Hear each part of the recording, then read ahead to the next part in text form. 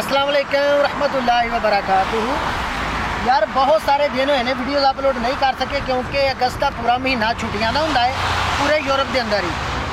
और मैं पहला भी वीडियोज़ अपलोड की कि अगस्त के छुट्टियां ने 25 अगस्त तक ऑलरेडी छुट्टियां हैं। और यूनान एम्बेसी जी इस्लामाबाद पाकिस्तान के अंदर उन्होंने वीज़ा अपॉइंटमेंट जड़ियाँ हाले तक ओपन नहीं की। वीज़ा अपॉइंटमेंट ओपन उदों होनिया ने जो नवी वैबसाइट जी इन्होंने लॉन्च की है ਉਹਦੇ ਤੇ जो ही लिंक ओपन हो जाना है जिथे जाके तुसी वीज़ा अपॉइंटमेंट बुक कर दे सो। जो ही वो लिंक ओपन होएगा तो तुसी समझो कि वीज़ा अपॉइंटमेंट ओपन हो गई ने। लिहाजा असी भी शहर तो यानी सिटी तो बाहर है इत्थे च मैं रहना वा तो असी भी घूमन फिरन आए हैं, छुट्टियां इंजॉय करन आए हैं। तो इस वास्ते बड़ा मुनासब समझिया है कि चलो एक छोटी जी वीडियो रिकॉर्ड बंदा कर दे ताकि सारे वीर भरावां नूं अपडेट का पता चल जाए। लिहाजा यूनान एम्बेसी तरफों वीज़ा अपॉइंटमेंट ओपन नहीं कीतियां गईयां। बड़े सारे वीरां दे कमेंट्स भी ने और बड़े सारे वीरां ने इनबॉक्स के अंदर मैसेज भी किए हैं कि भाई सानू तो 25 तरीक की यानी अपॉइंटमेंट मिल गई है, सानू फलां बंदे ने क्या है, तुहानू बंदे की कर रहे हैं। मैं पहला भी वीडियो च मैंशन किया कि अपॉइंटमेंट के हवाले नाल तुहानू एडिट करके जिहड़ियां अपॉइंटमेंट देंदे ने ऑलरेडी फेक हुंदियां ने।